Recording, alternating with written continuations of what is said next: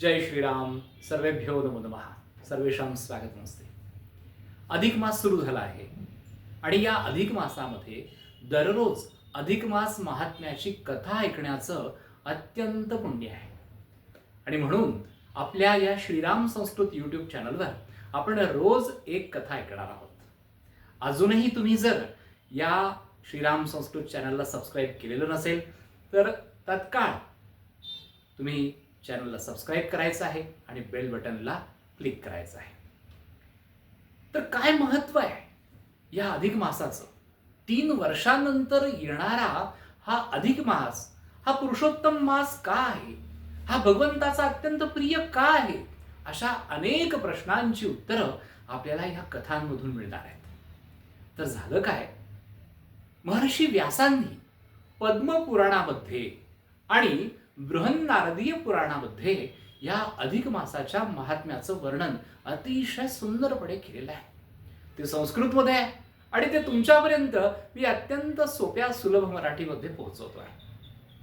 आणि एकदा झालं काय की भगवंताला नारदांनी हे प्रश्न कसे विचारले, काय काय झालं, हे या कथेमध्ये आपण आज पहिल्याच दिवशी पाहणार आहोत. सगळ्यात सुरुवातीला महर्षींनी श्री गणेशाला नमस्कार केलाय.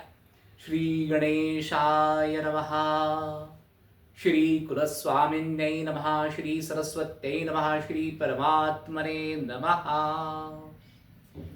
असा सगळ्यांना नमस्कार करून महर्षी व्यासांनी पद्मपुराणामध्ये असं म्हटलंय की ब्रह्मदेवाचे मानसपुत्र महर्षी नारद एकदा त्रैलोक्यात फिरत फिरत बद्रिकाश्रमात येऊन पोहोचले. त्या बद्रिकाश्रमाचं सौंदर्य काय वर्णावं?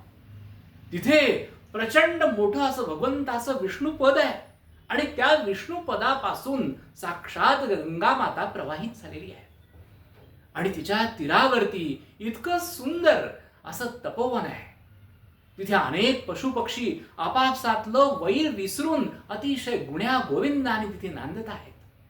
आणि अशा या गंगा तीरावरच्या आश्रमामध्ये नारायण ऋषी तपश्चर्या करत बसलेले आहेत. कोण आहेत नारायण ऋषी? साक्षात परमेश्वर आहेत. आणि यांच्याच तपोवनामध्ये आता नारद मुनी येऊन तिथे प्रत्यक्ष उपस्थित झाले आहेत. नारद मुनींनी नारायण ऋषींच्या समोर उपस्थित होऊन त्यांना प्रणाम केलाय. भगवंता, ओम नमो नारायणाय, तुम्हाला नमस्कार असो. आणि नारदांनी त्यांचं खूपच कौतुक करायला सुरुवात केली आहे. भगवंताची स्तुती करतायत. प्रसन्न झालेल्या नारायण ऋषींनी नारदांना विचारलं, नारदा, तुमची काय इच्छा आहे?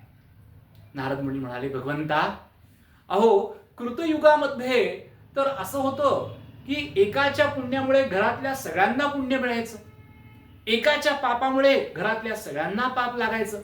परंतु कलियुगामध्ये आपण तर अशी काही व्यवस्था केली आहे की ज्याचं त्याचं कर्म ज्याला त्यालाच फेडावं लागतं. त्यामुळे सत्कर्माचं महत्व अत्यंत आहे. याच्या मागचं काय रहस्य आहे? तर याबाबत मला भगवंता जाणून घ्यायचं आहे. या असार अशा संसारामध्ये मनुष्य हा अत्यंत मेटाकुटीला आला आहे. तो दीन आहे, तो दरिद्री आहे, तो दुःखी आहे. किती किती मी तुम्हाला या सगळ्या मनुष्य लोकांमध्ये असलेल्या दुःखांचं वर्णन सांगू भगवंता? आपल्याला सगळं काही माहिती आहे. तर या सगळ्यांना या भवसागरातून पार करून जाण्यासाठी आणि साक्षात आपली परमगती प्राप्त होण्यासाठी काय करता येईल, यासाठी काही सोपा उपाय आहे का? आणि माझे कल्याण होईल, प्रत्येक मानवाचं कल्याण होईल, यासाठी काय करता येईल? नारायण ऋषी अत्यंत प्रसन्न झाले. म्हणाले, नारदा, तुला एक सुंदर कथा सांगतो, ती कथा तू ऐक. एकदा पूर्वी काय झालं की कौरव आणि पांडवांमध्ये द्यूत खेळायचं ठरलं. आणि तू ऐकून असशील कदाचित. तर द्यूत इतकं रंगलं, परंतु कौरवांनी द्यूत खेळामध्ये पांडवांना फसवलं आणि सगळे पांडव हरले. त्यांचा मोठा भाऊ हा युधिष्ठिर हा सर्वस्व हरला.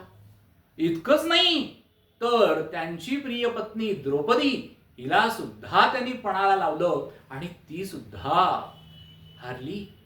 सगळे पांडव अत्यंत दुःखी झाले. पुन्हा एक संधी मिळाली, पुन्हा द्यूत खेळले, परंतु पुन्हा पराभव पत्करावा लागला. आणि त्यानंतर तर हे पाची पांडव आणि द्रौपदी हे सगळे वनामध्ये गेले. त्यांना वनामध्ये जावं लागलं आणि भयंकर दुःख झालं.